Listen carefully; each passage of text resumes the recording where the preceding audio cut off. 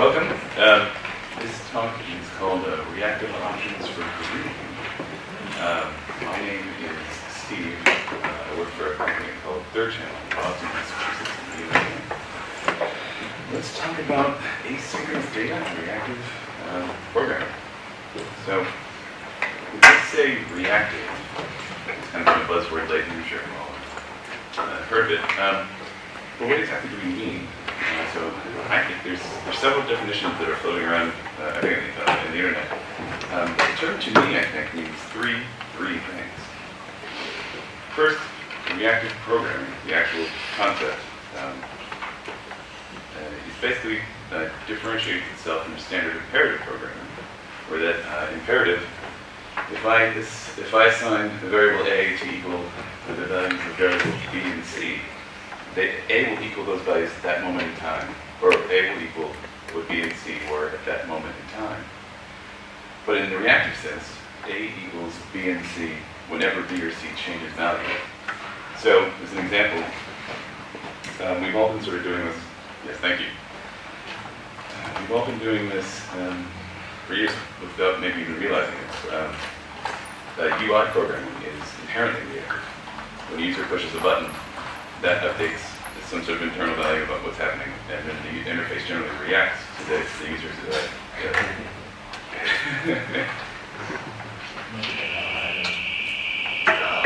Okay. It's going to be tough to read with that's done. Okay. So UIs are inherently reactive because they respond to user input. A reactive system is the second definition, I think. And then there's the third definition. I think of reactive extensions and reactive streams. Yeah, it's really bad, isn't it? Yeah. That's really all right.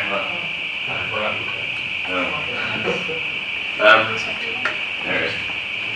Well, let's try and muscle through this again.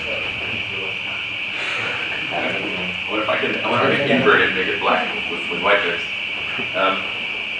So I mentioned the two briefly because I think all three are related, even though they're all slightly different.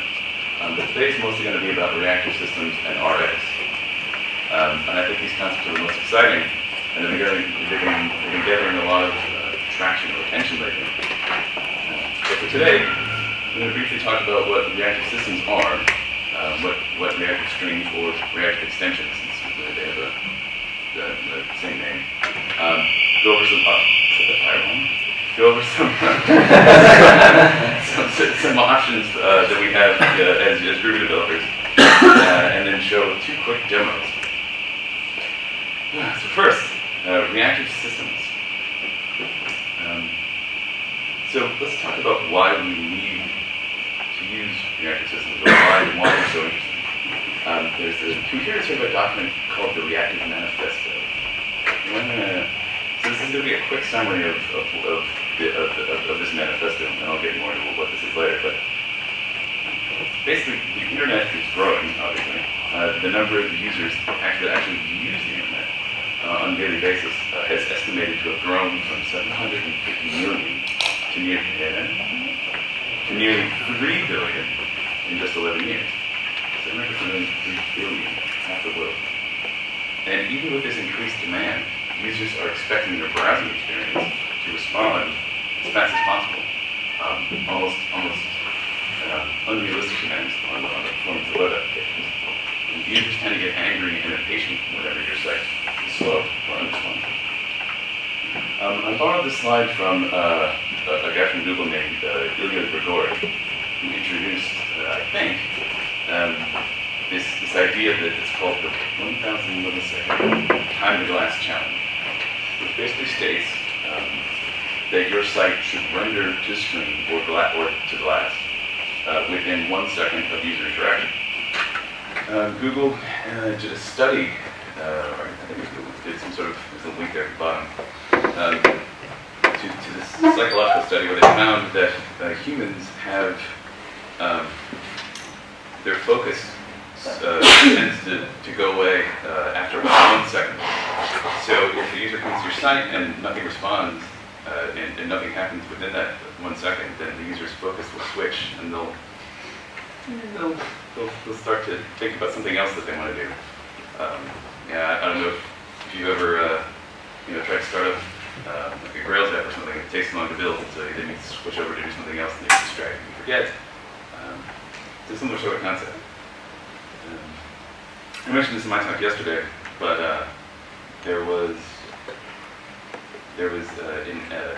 Amazon also did a similar study where they found that if they intentionally slowed down the traffic of their website by 1,000 milliseconds, or excuse me, 100 milliseconds, a tenth of a second, then that resulted in a loss of sales of 1%, which for a company like Amazon is millions of dollars. Because users get distracted and they do something else, and of course you're slowing down the site, you end up taking less money for it. Furthermore, the scale of the internet is growing tremendously. The number of users in 2012 of just one site is equal to the entire internet user base of just 6 years before that, in 2006. Now granted, that site is Facebook, but it just shows you that websites are facing increasing scaling problems. Applications need to handle as many users as possible and as efficiently as possible. Many frameworks and server technologies that are still in use today rely on one request per thread approach, which can be a little bit inefficient in how you use the resources available to you on your system. So the Reactive Manifesto calls for 4 principles to try and achieve what they call a reactive system. The source of these reactive systems can be traced in this document, which is called the Reactive Manifesto. This has gone through several revisions over the past several years. Yeah, good try. The most recent edition was made this past Pember, where they shortened it because it was actually like dozens and dozens of pages long. And they realized that no one was going to read the whole thing, so they shrunk it down to a page or 2. And they simplified it to basically point out 4 principles that a system should have, or 4 features that a system should have to be reactive. The first, the application must be responsive. This is essentially the ultimate goal of an application, is to respond to the user as quickly as you possibly can. So it's going back up speed. It's the same studies to do speed very important. A more responsive application is a more pleasing experience for your users. The faster your application responds to their input, the less time they'll just sit staring at it, and the happier they'll be. Next up, your application must be resilient. The resilient principle says that we, as software developers, should have the mindset that at any given moment, your code is going to break, something is going to malfunction.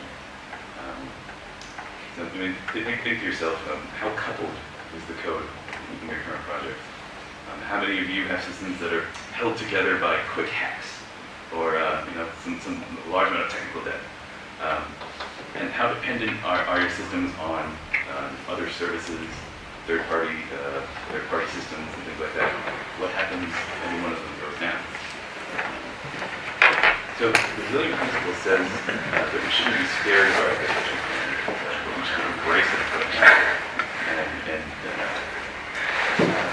So a reactive application is resilient so that if one component goes down, the others should be able to take up the slack and respond appropriately. If a third-party server is unavailable, your app should be able to handle it.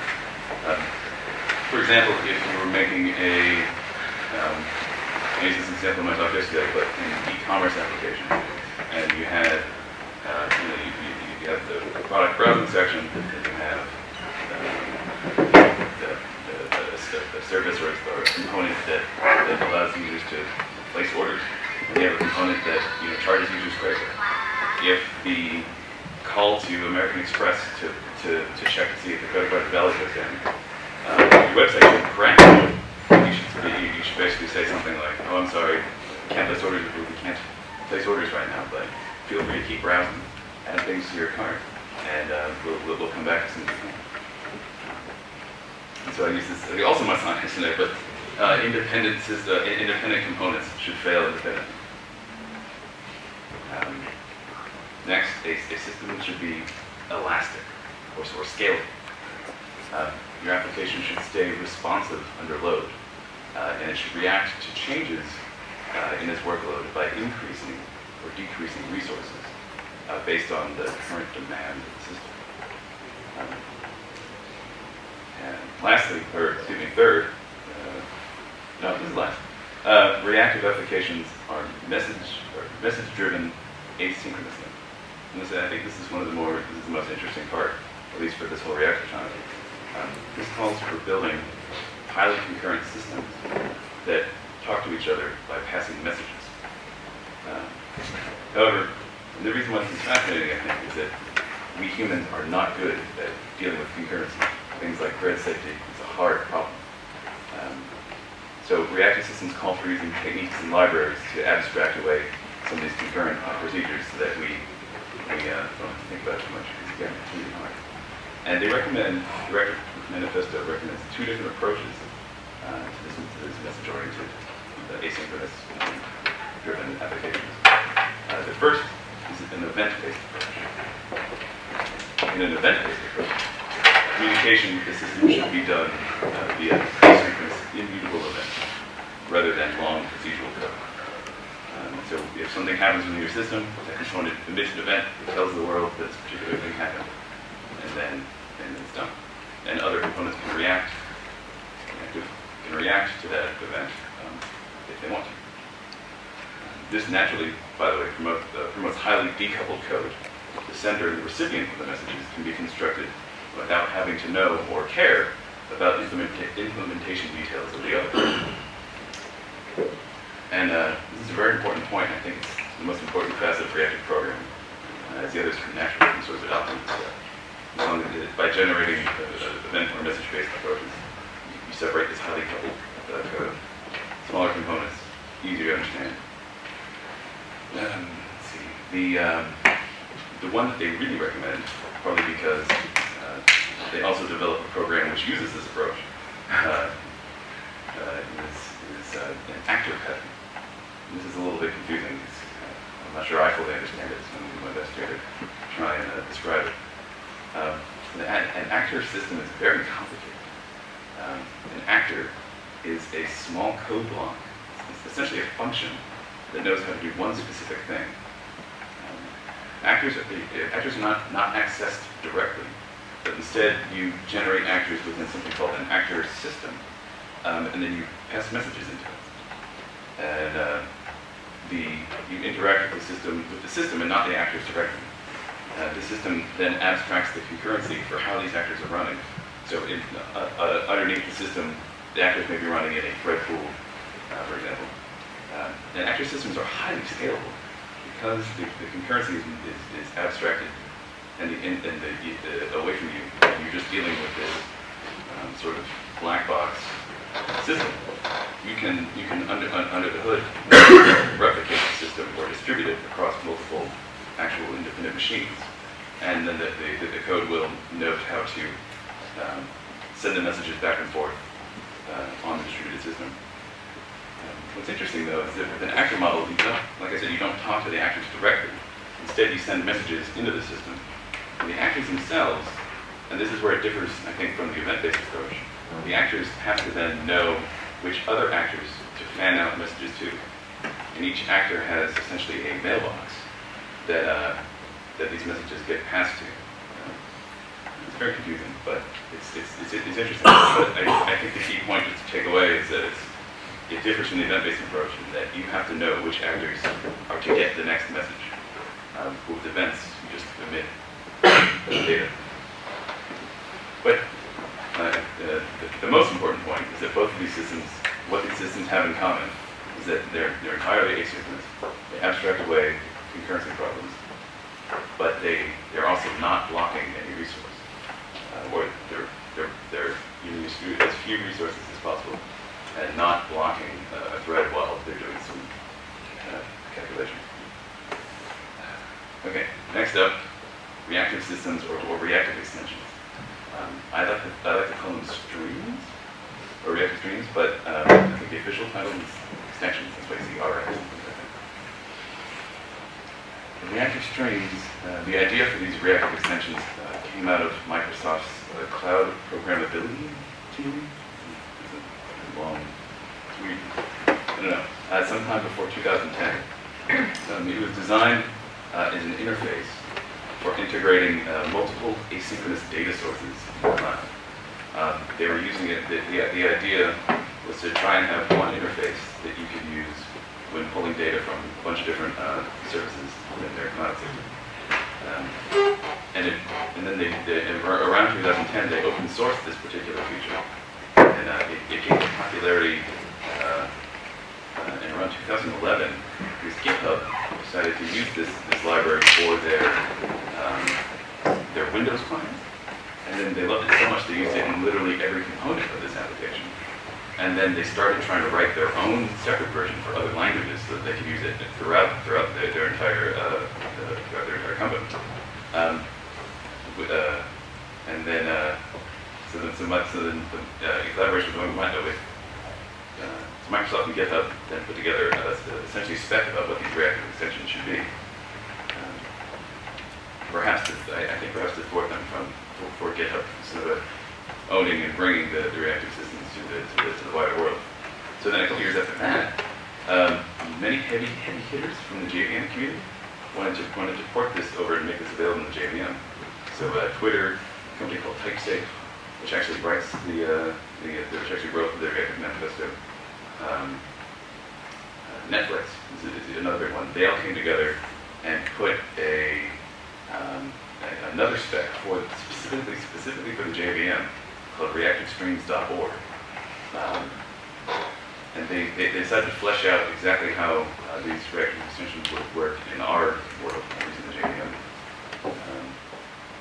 And as of a few days ago, we have several libraries available to us which fully adhere to the spec.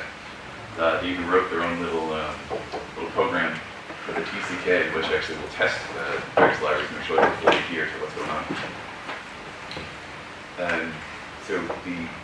The reactive streams were designed to handle messages that were passed asynchronously from different sources.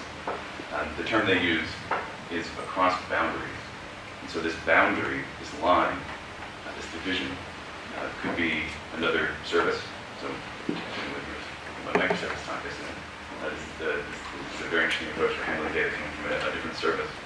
It can also be just internal components within inside your application. Reactive streams are composable. Just step back 1 minute to describe that. The idea is that you're dealing with data coming in as a stream, which may initially resemble your common iterable, but they're designed to deal with potentially infinite data. Whereas your normal list or iterable component within, let's say, Groovy or Java, is generally uses a finite or limited set of data. Streams are composable. Let's see if I can. For those of you in the back, this may be hard to see. So this is an example of a composable stream. So at the very top there, I have this particular service that's the sales stream value. I'm assigning it to a variable called an observable. Streams are based around some slightly confusing terminology. The base term is that a stream of potentially infinite data is known as an observable. And if you are using a stream, you are essentially observing the data as it comes down from whatever source. So the key term is an observable, which is a little bit strange. But you use it essentially like a normal list or iterable. So here I'm basically saying, take this sales stream observable, save it into a variable called branch, and then that next value subscribe on is how I basically making this stream concurrent. So with one line, I basically describe how I want my stream to operate asynchronously. If I were to remove that line, then the observable would act in a blocking approach and just operate in the current thread. But But by adding that one line, it then gets fanned out to different concurrency models, which I'll get into later. I then take the variable, and then in two different places, I can have two different listeners on it, and I can build these things up in two different approaches and still listen to the same data as it's coming out in two different ways asynchronously. The other key observation I think here, which we'll get a little bit more later, is that these streams are highly, highly functional. So in this particular case, I have this branch variable, and then I added a filter function, which basically means, okay, now I'm filtering out any data from this particular stream based on some functions. I'm then buffering it, which is essentially grouping it into chunks of 10. And then this subscribe function is basically saying, okay, I want you to start pulling this data in, and for every object you get, I want to take this, now it'll be a list of 10, and then do some operation on it. And then down here, with that same data that's coming through, I'm also filtering it, but in a different manner. And then in this particular case, I'm just logging an error if I see a particular type of event. Streams can be what are called hot or cold. A cold stream is similar to your normal normal iterables. The cold stream assumes that there's no listeners, and it's holding onto its data until the first subscriber comes along. And then so basically the first time someone writes .subscribe onto that stream, then it starts pumping data at that particular subscriber.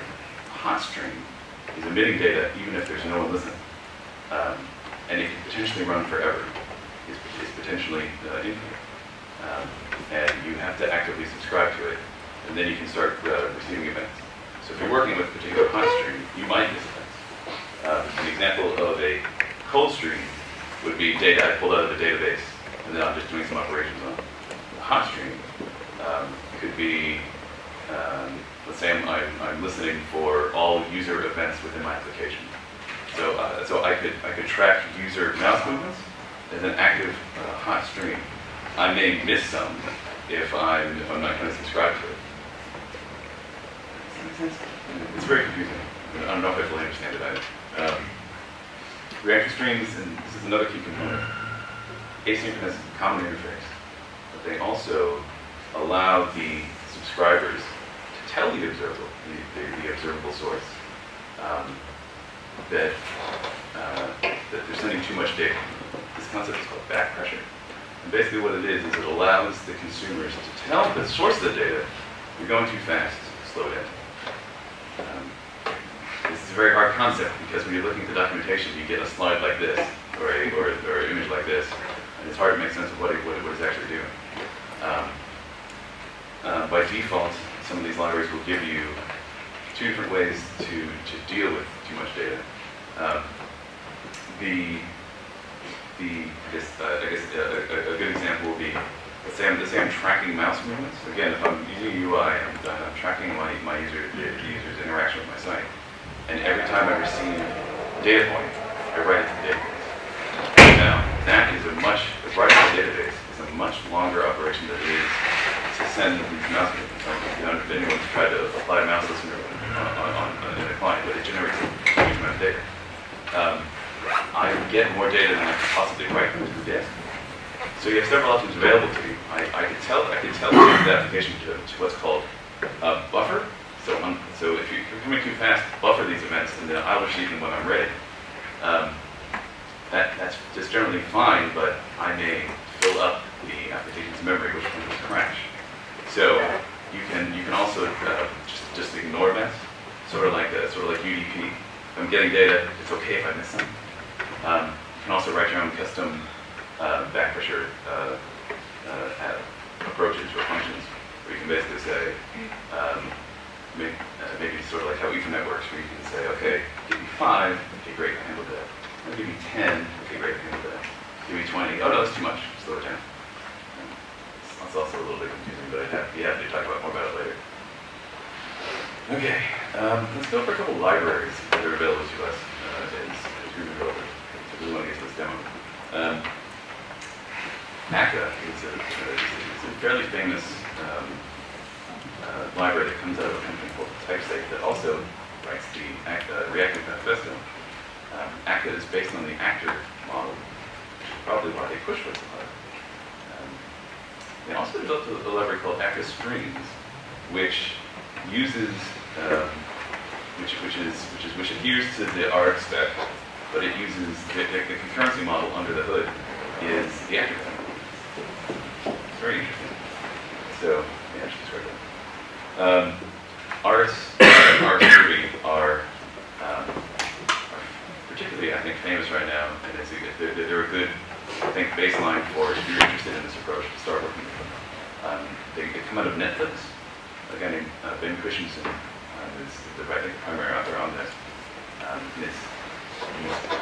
It's bringing these reactive streams to JVM and making them pretty accessible. They're somewhat infamous for having these colorful but often confusing diagrams that describe how the functions work. And so this is fairly simple, the scan function. But look at this one. So you get these crazy diagrams, which are very bright. I don't understand what that means. The definition, that's English. I don't know what that means. It doesn't help to figure out what it is. You just have to sort of play around with it. But basically, the join function does exactly what you might think it does and helps you join items together. But that's super confusing. So part of the difficulty in working with these reactive streams is sort of deciphering what the function will do. Next, we have Rat Pack. And if I wasn't doing my talk right now, I would be at the Rat Pack workshop doing this again. So Rat Pack is very interesting, and then it's a HTTP application server, very non-opinionated, but it's built on reactive streams, native, and uses Java and Guava. But if you think about it, this is probably one of the best examples of a native reactive system. It's using non-blocking I/O as the base of it, and then using reactive streams on top of that. I would learn streams first before you try this, because it also does not use your standard servlet model too. But I'm very excited to try working with this application. Next, we have a library called Reactor, which I like, because it fully implements the reactive stream spec, but it also gives you the reactor pattern within your Java application. The reactor pattern has been used by things like Vertex, and I'm pretty sure it's what Node.js uses. On top of Node is. And it's built on top of this thing called the LMAX disruptor, which uses the ring buffer pattern. So the disruptor. So LMAX is a financial trading company. They're trying to build the fastest trading platform in the world, and they also kindly open sourced their key piece of technology, which they call the disruptor. And so the Reactor library uses that to achieve this high-performance reactor model.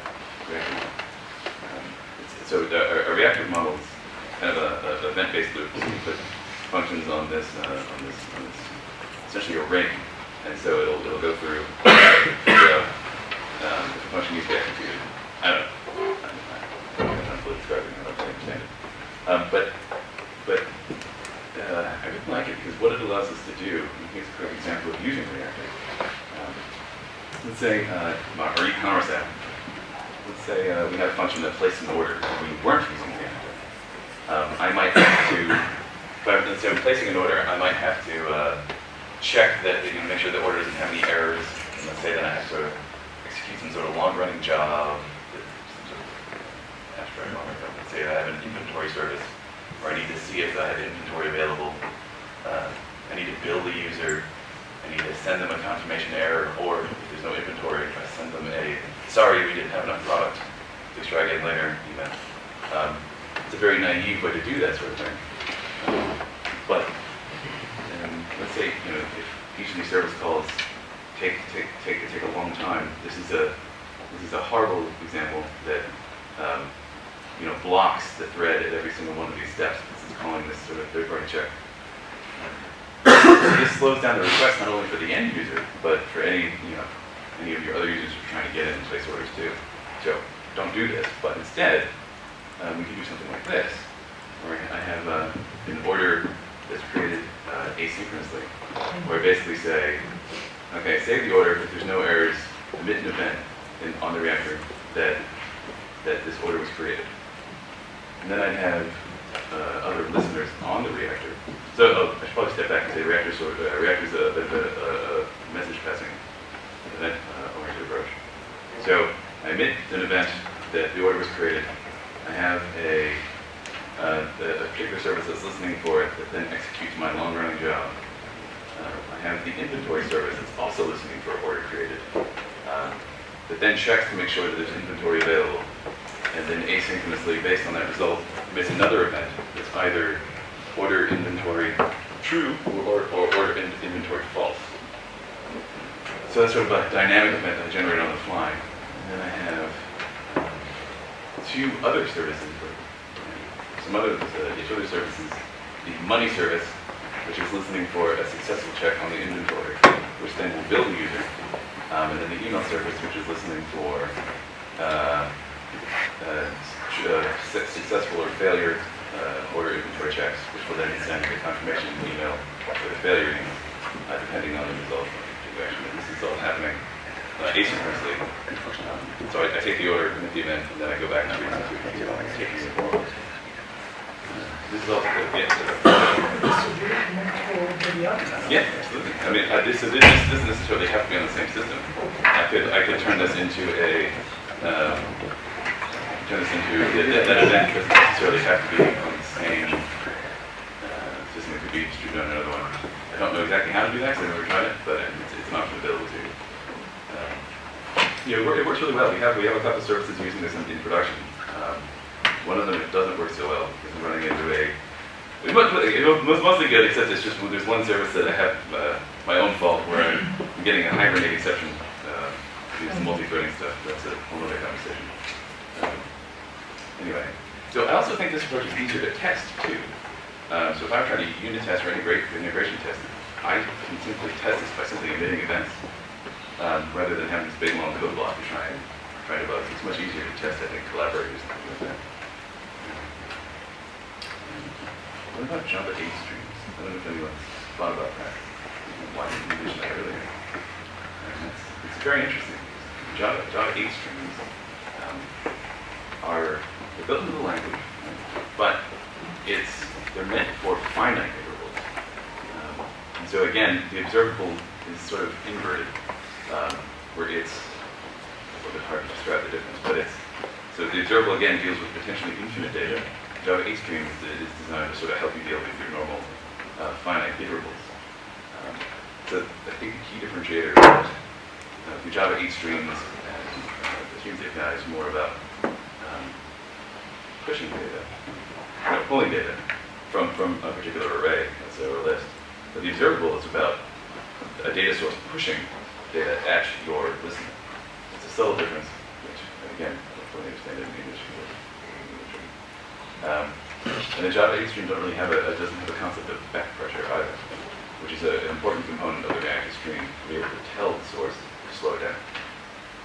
Okay, 9 minutes left. Let's see if I can do a quick demo. So, turn off.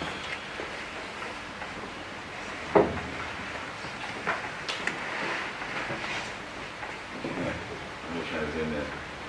So I have two examples, one using Akka and one using RxJava. I'll do my best to zoom this in. Has anyone here seen the TV show It's Always Sunny in Philadelphia? No? Yes, okay. So it's basically it's a show about a bar and a bunch of horrible people. So I made an example using the actor pattern, inspired by the concept of actor, to try and create an example of how this might work. So I made a Spring Boot application which uses Akka and Groovy. I'm not sure the best way to show this. So with an actor system, when I'm using an actor system, I generally do, you start up your system by doing an actor system.create, and that generates this, again, this black box within your application. And then you have to tell it about your various actors. case, I have a bartender actor, and then four instances of a drinker actor. They're all named, and then I tell one of them, and then I basically I start delivering messages by telling the actors about particular data. So basically what I'm doing is I'm telling the actor called D that there's a new order with a value of 5, and it's for another actor called Charlie. Same thing for an actor called Mac. Same thing for an actor called Dennis. Same thing for the bartender actor. So basically, the scenario is the drinkers are ordering pints, and the bartender is pouring the pints and sending them out to the user. And this is all being done in an asynchronous, distributed way. So the bartender receives either orders or empty pints. So in this case, receiving an order, she increments, or the bartender increments the number of pints that are out in the world, pours one, and then passes it back to the person who ordered it. And this is done by accessing this variable that's automatically injected into every actor called a sender. So an actor knows about the message it received and who sent it to them. So the bartender knows that they received an order, and they know who sent the order to them. They also know, in this case of an empty pint glass sent back to them, they know who the sender was, and so they thank the sender for returning the clean glass, or the drunken glass. The drinker and receives full pints, drinks it down, and then sends empty pints back to the sender, which in this case is the bartender. Actually, systems are very confusing. And then I have two types of messages. In order, which just has a quantity. Remember earlier I talked about how events should be immutable. Groovy has a great AST transformation called immutable, which helps write these messages. Because otherwise, without that, you have to write final int quantity, and then add exceptions if somebody tried to manipulate that value. Anyway, so if I run this, what should happen is get a bunch of log messages which are horrible to visualize. This is going to look gross, like this up on the screen here. Basically what's happening is you can see each of the actors on the different threads receive the particular pints, they drink it, and the bartender saying, the pint is ready, let's hand it off to Frank. This is really hard to read, I'm sorry about that.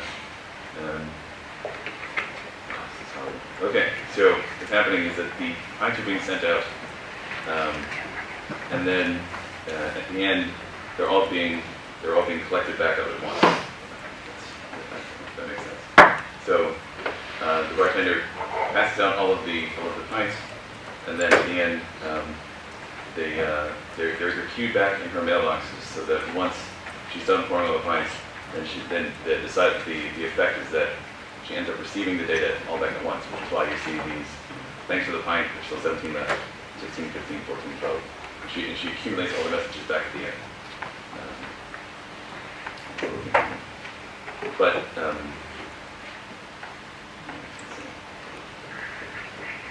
So that's not quite as interesting, I think, as this other example, which is using RxJava.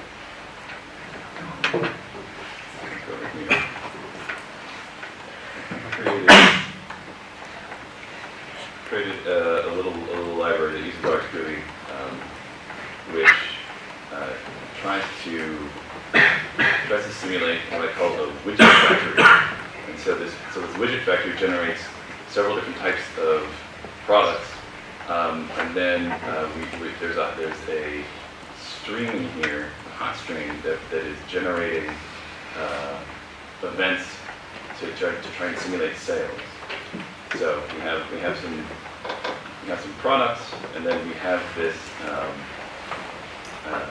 this observable stream, which is every 2.5 seconds, basically sending a sales event throughout my observables, chain. So listeners can access the sales stream and receive these sales events and then respond to them accordingly. So we have an inventory service, which is the slide I showed you earlier, which is receiving these particular sales events and then filtering then deducting inventory and then incrementing the amount of money that we're making by all these sales occurring. I have a report service, which is also listening on the same stream, and then for every sale that goes through, it lets me know about it. And then if I sell a particular widget type of a sprocket, it's very excited that we sold that particular type, and so it also lets me know that in addition that particular event was a sprocket. So essentially what's happening here is that I made a single event, and then multiple services can observe that particular event asynchronously. And I don't have to worry about the concurrency model by simply adding this subscribe on function to my particular chain. So in effect, what happens if I run this?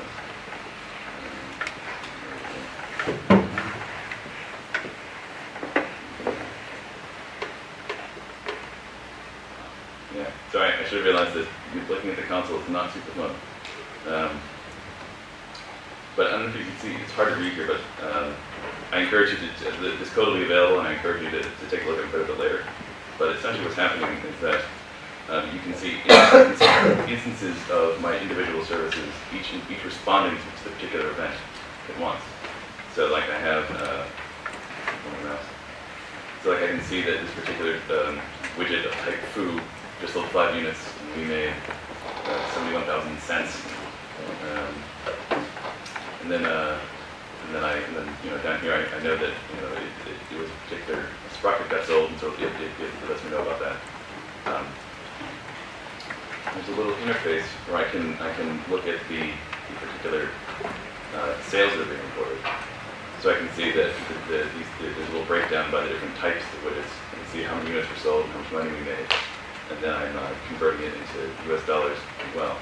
The code for that is kind of interesting too. So I have the sales controller that's listening on a different stream, which is essentially just looking at the current widgets. I use a finite stream, basically looking at the data coming out of my database. And then it's using this group by function to split them out into their different types, and then individually doing essentially MapReduce on the distributed values, aggregating them, doing some mapping operations, and then reducing each of those back into one JSON object, and then sending that to the stream. Also asynchronous. Yeah. Okay. Any questions? I think that's all I have for a demo. Yeah. And I'm running a little bit late too, so I should probably slow down. Okay. There was a lot. There's a lot of information here, and there's a lot of information here. I really like this approach of thinking about things in terms of a stream-oriented way. If I had more time, I would go over some examples of your common for loop and show you how just about every for loop that you can think of can be easily broken down and rethought of as a stream. Once you do that, once you start thinking it that way, then you can start applying, you can move to what I think is the next step, where you start thinking about how this can be done asynchronously. And the trick with that is that you just add that function, and now your particular for loop is now operating in an asynchronous manner without much effort. I think it's very, very powerful, and it's very important as we go forward and start making these large-scale applications. And I think it's the key component to how you can get it done. Okay, with that, I think I'm done. If anybody has any questions? Yes? G parts that are slower, no? It's not practice stream. G parts that are slow queue. G parts. It's not a kind of reactive stream. What do you think? I don't think it's a reactive stream. G parts is great for parallelization, and I haven't really believed in following it lately, but in order to actually be a reactive stream, it has to follow the concept of the back pressure to be able to basically tell the source to slow down, which is not something you're going to use immediately if you start using this. Like, I'm only just getting into dealing with that concept right now, and that's why it's a very subtle difference, but it's a very powerful one. I've heard, I haven't used it yet. Yeah. Any other questions? Yes. How do you think this model fits with this microservices architecture? I'm glad you asked that, because I don't know if anyone noticed it, but I used some of the exact same words as in the presentation I gave yesterday.